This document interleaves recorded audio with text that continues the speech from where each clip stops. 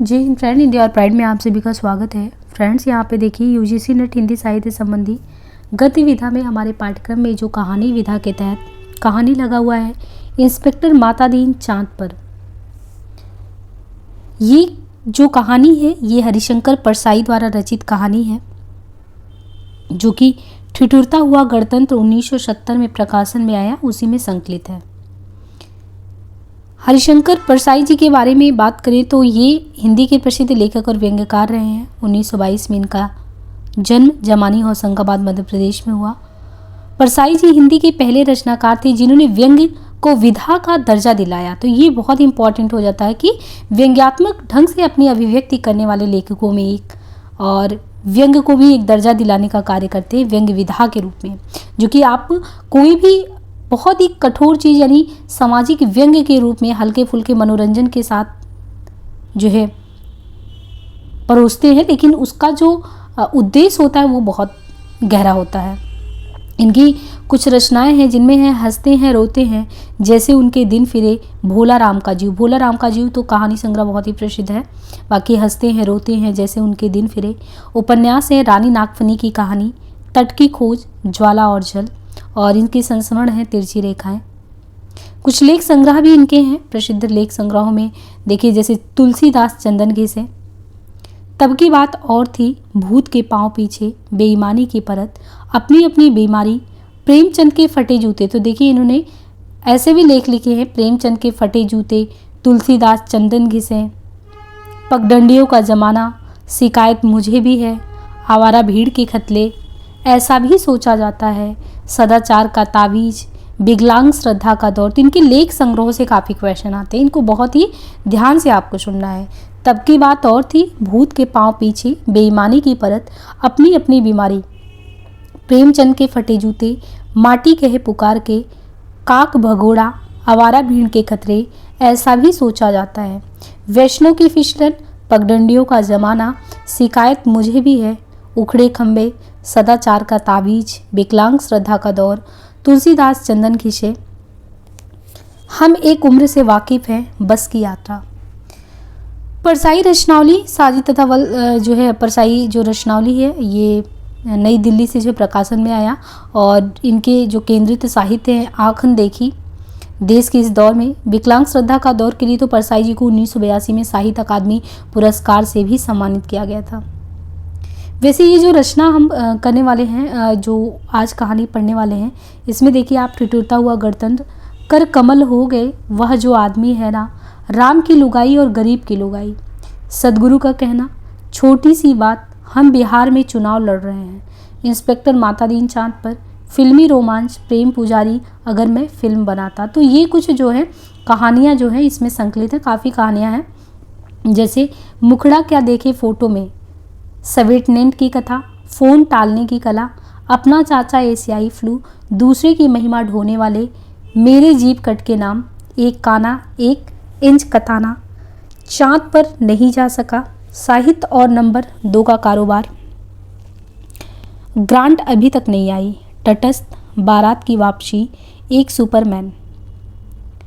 5 लोक कथाएं। पात्र में देखें तो मुख्य पात्र इसमें हैं जैसे Matadeen, senior police inspector Matadeen पृथ्वी से चांद पर सलाहकार के रूप में गए, चांद की पुलिस व्यवस्था को सुधारने के लिए। इस बात के द्वारा लेखक ने पुलिस विभाग में व्याप्त सभी भ्रष्टाचारों पर व्यंग किया है। कोतवाल, चांद के पुलिस स्टेशन का कोतवाल। गौड़ पात्र के रूप में देखें तो अबुल गफूर बलभद्र हवलदार है, राम सजीवन हवलदार। प्रतिपाद्य देखें तो भारतीय पुलिस व्यवस्था की कार्यशैली पर इसमें व्यंग किया गया है। भ्रष्ट पुलिस व्यवस्था पर व्यंग है, निर्दोष को दोषी करार देने पर व्यंग है, पुलिस द्वारा विज्ञान एवं वैज्ञानिकों के नकारने पर व्यंग है, चांद के काल्पनिक चित्रण द्वारा भारतीय पुलिस व्यवस्था पर व्यंग है। विशेष तौर पे देखें तो हम क्या करें सब ऊपर से हो रहा है, इस कथन द्वारा भारतीय पुलिस व्यवस्था के ऊपर प्रभावशाली व्यंग किया गया है। ये कहानी के पात्रों में देखें तो प्रमुख पात्रों में मातादीन जो कि कहानी का मुख्य पात्र है, यह सीनियर पुलिस इंस्पेक्टर होता है जो पुलिस विभाग का प्रतिनिधित्व करता होता है मातादीन। पुलिस मंत्री पुलिस विभाग का नाम हो ऐसा कुछ करने के लिए मातादीन को सलाह देता है। यान चालक मातादीन को जो चांद से लेने आया था। कोतवाल और इंस्पेक्टर ये चांद के पुलिस और सिपाही हैं। इंस्पेक्टर मातादीन चांद पर कहानी। वैज्ञानिक कहते हैं चांद पर जीवन नहीं है। Senior police inspector Matadin department में एमडी साहब कहते हैं कि वैज्ञानिक झूठ बोलते हैं, वहाँ हमारे ही जैसे मनुष्य की तो आबादी है। विज्ञान ने हमेशा इंस्पेक्टर मातादीन से मात खाई है। फिंगरप्रिंट विशेषज्ञ कहता रहता है छुरे पर पाए गए निशान मुलजिम की उंगलियों के नहीं है, पर मातादीन उसे सजा दिला ही देते हैं। मातादीन कहते हैं कि ये वैज्ञानिक केस का पूरा इन्वेस्टिगेशन नहीं करते।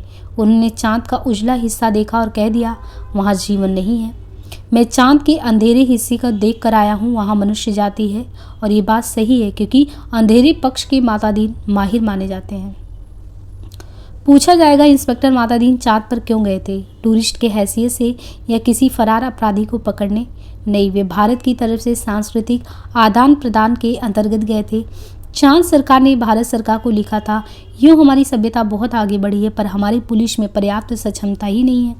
वह अपराधी का पता लगाने और उसे सजा दिलाने में अक्सर सफल नहीं होती। सुना है आपके यहाँ रामराज है, मेहरबानी करके किसी पुलिस अफसर को भेजे जो हमारी पुलिस को शिक्षित कर दे। गृहमंत्री ने सचिव से कहा किसी आईजी को भेज दो। सचिव ने कहा नहीं सर, आईजी नहीं भेजा जा सकता। प्रोटोकॉल का सवाल है, चांद हमारा एक क्षुद्र उपग्रह है। आईजी के रैंक के आदमी को नहीं भेजेंगे, किसी सीनियर को भेज देता हूँ। तय किया गया कि हजारों मामलों की investigation officer senior inspector Matadin को भेज दिया जाएगा। चांद की सरकार को लेख दिया गया है कि आप मातादीन लेने के लिए पृथ्वी यान भेज दीजिए।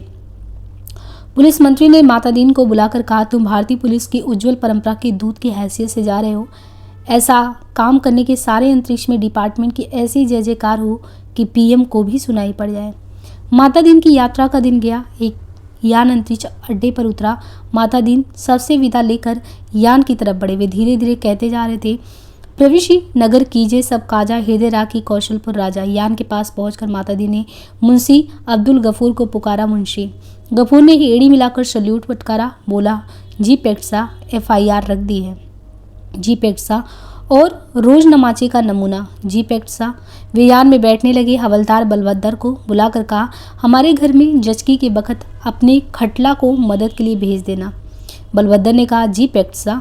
गफूर ने कहा आप बेफिक्र हैं पेटसा, मैं अपने मकान यानी पत्नी को भेज दूंगा खिदमत के लिए। मातादीन ने यान के चालक से पूछा ड्राइविंग लाइसेंस है?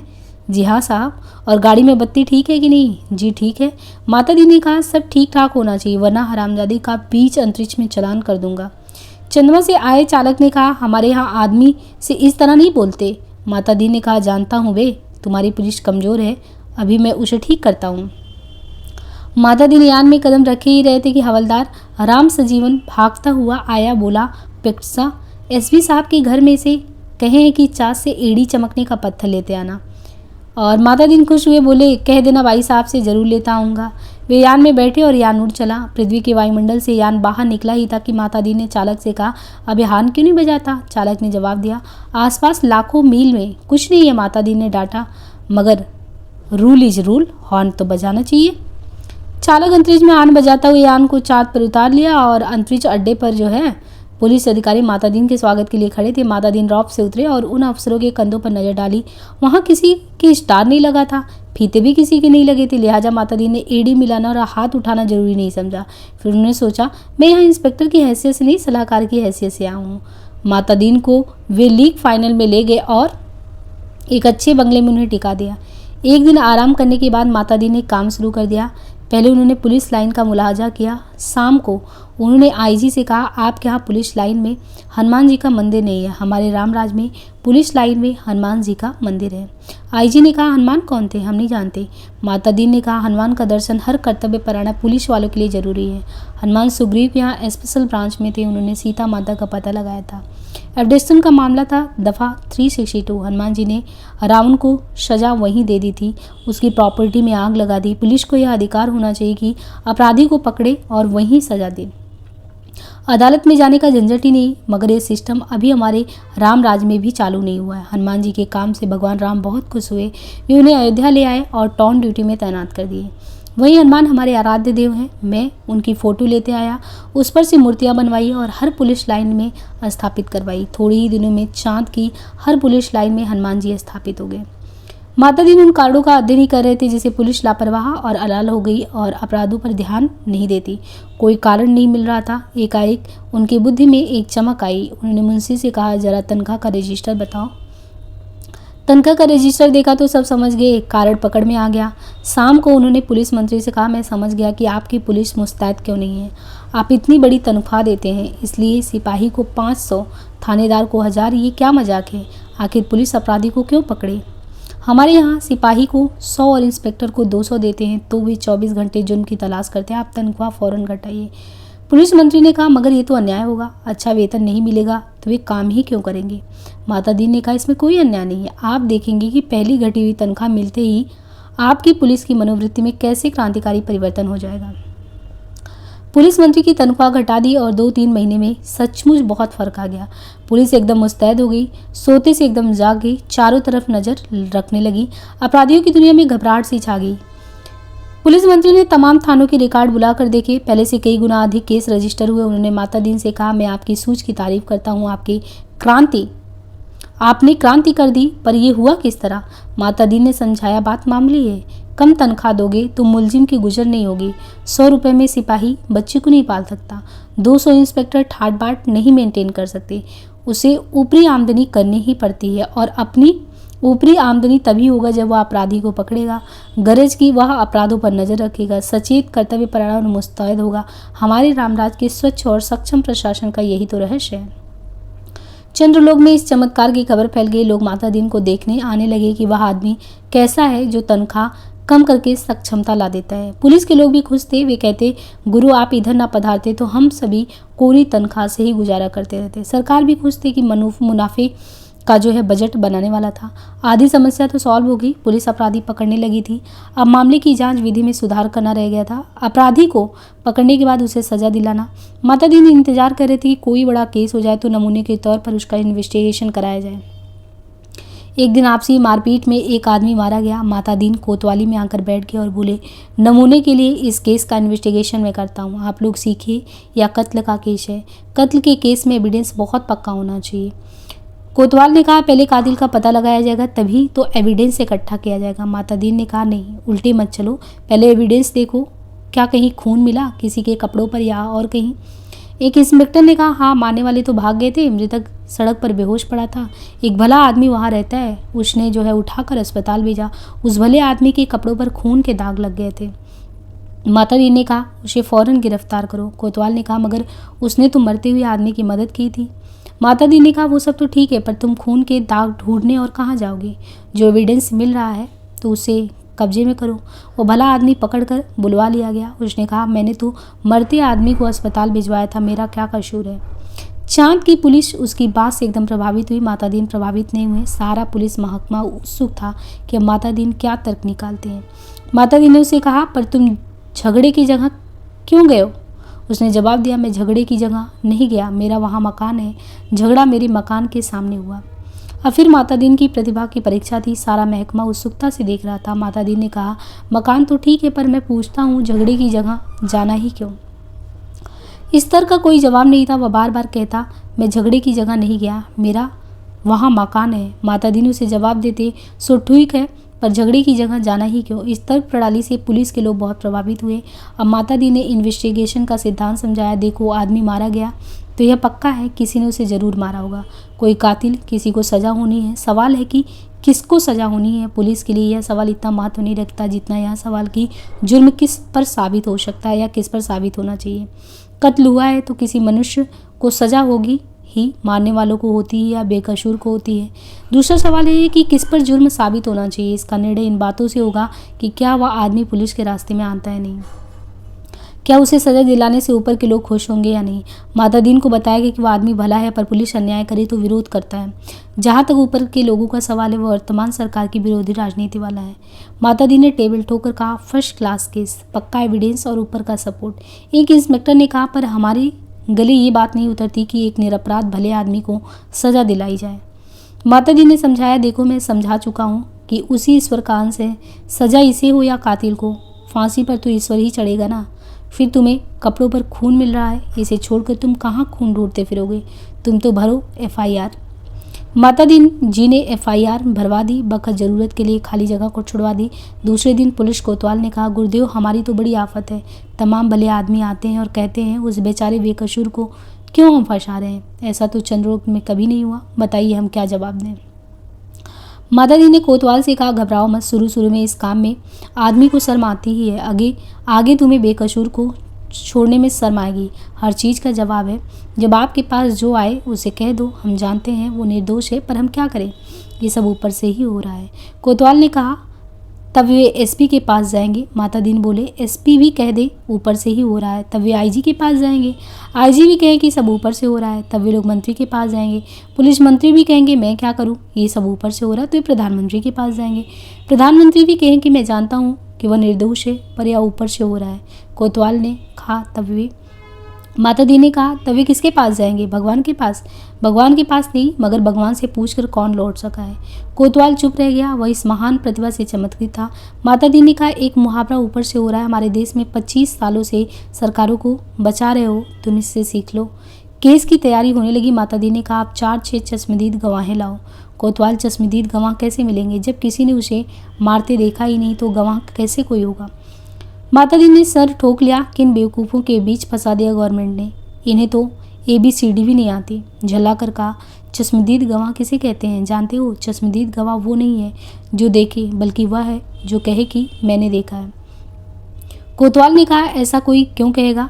माता दी ने कहा, कहेगा, समझ में नहीं आता कैसे डिपार्टमेंट चलाते हो। अरे चश्मदीद गवाहों की लिस्ट पुलिस के पास पहले से ही रहती है, जहाँ ज़रूरत हुई उन्हें चश्मदीद बना दिया। हमारे यहाँ ऐसे आदमी है जो साल में 300-400 वारदातों के चश्मदीद गवाह होते हैं। हमारी अदालतें भी मान लेती हैं कि इस आदमी में कोई दैवी शक्ति है, जिससे जान लेता है कि अमुक जगह वारदात होने वाली है और वह पहले से पहुँच जाता है। मैं तुम्हें चश्मदीद गवाह बना कर देता हूँ। 8 से 10 उठाई गिरोह को बुलाओ जो चोरी, मारपीट, गुंडागर्दी करते हो या जुआ खिलाते हो।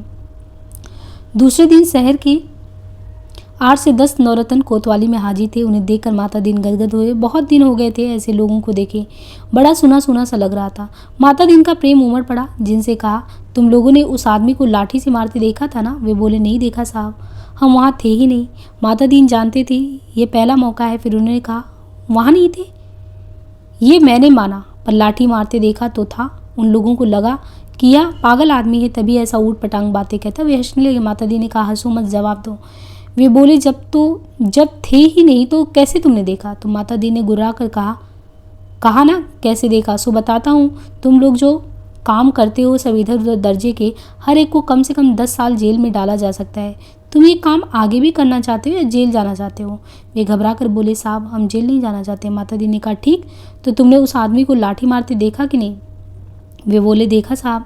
वो आदमी घर से निकला और जो लाठी मारना शुरू किया तो बेचारा बेहोश होकर सड़क पर गिर पड़ा। माता दी ने कहा, ठीक है, आगे भी ऐसी वारदातें देखोगे। वे बोले, साहब जो आप कहेंगे सो देखेंगे। कोतवाल इस चमत्कार से थोड़ी देर को बेहोश हो गया।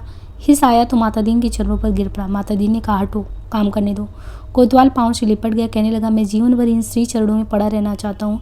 माता दी ने आगे की सारी जो है कार्यप्रणाली तय कर दी। FIR बदलना, बीच में पन्ने डालना, रोज नमाचा बदलना, गवाहों को तोड़ना, सब सिखा दिया। उस आदमी को 20 साल की सज़ा हो गई। चांद की पुलिस शिक्षित हो चुकी थी। धड़ाधड़ केस बढ़ने लगे और सज़ा होने लगी। चांद की सरकार बहुत खुश थी।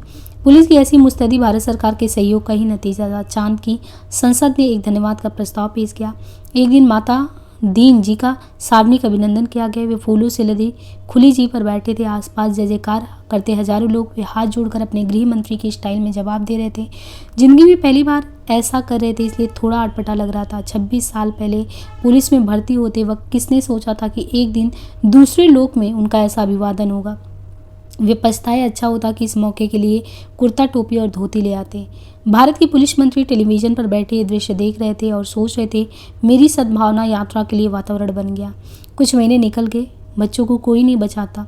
एक दिन चांद की संसद का विशेष अधिवेशन बुलाया गया। बहुत तूफान खड़ा हुआ। गुप्त अधिवेशन था, इसलिए रिपोर्ट प्रकाशित नहीं हुई, पर संसद की दीवारों से टकराकर कुछ शब्द बाहर आए। सदस्य गुस्से से चिल्ला रहे थे, कोई बीमार बाप का इलाज नहीं कराता, डूबते बच्चों को कोई नहीं बचाता, जलते मकान की आग कोई नहीं बुझाता, आदमी जानवर से बदतर हो गया है, सरकार फौरन इस्तीफा दे। दूसरे दिन चांद के प्रधानमंत्री ने माता दीन को बुलाया। माता दीन ने देखा वे एकदम बूढ़े हो गए थे। लगा ये कई रात सोए नहीं है। रुहासी होकर प्रधानमंत्री ने कहा, माता दीन हम आपके और भारत सरकार के बहुत आभारी हैं। अब आप कल देश वापस लौट जाइए। माता दीन ने कहा, मैं तो टर्म खत्म करके ही आऊँगा। प्रधानमंत्री ने कहा, आप बाकी टर्म को वतन ले जाइए, डबल ले जाइए, तिबल ले जाइए। माता दी ने कहा, हमारा सिद्धांत है, हमें पैसा नहीं काम प्यारा है। आखिर चाँद के प्रधानमंत्री ने भारत के प्रधानमंत्री को एक गुप्त पत्र लिखा। चौथे दिन माता दीन को वापस लौटने के लिए अपने आईजी को ऑर्डर मिल गया। उन्होंने एसपी साहब के घर के लिए एड़ी चमकने का पत्थर यान में रखा और चाँद से विदा हो गए।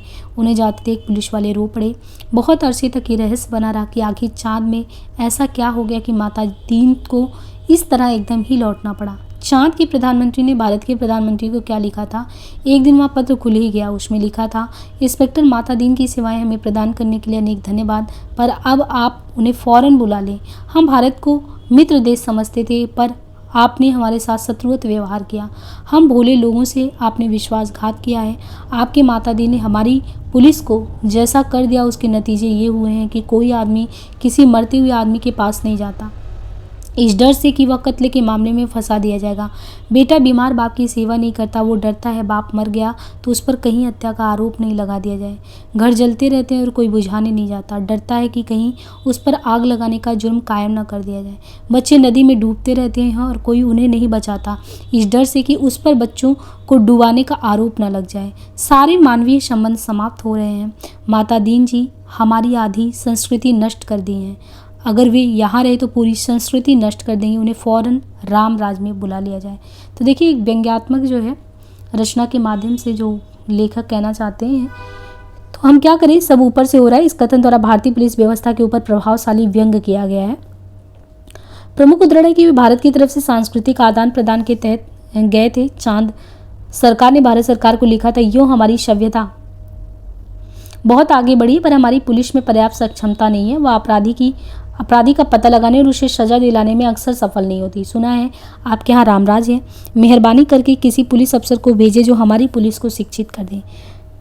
ये सब उद्धरण इसी में आया है। सब ठीक ठाक होना चाहिए, वरना हरामजादी का बीच अंतरिक्ष में चालान कर दूंगा।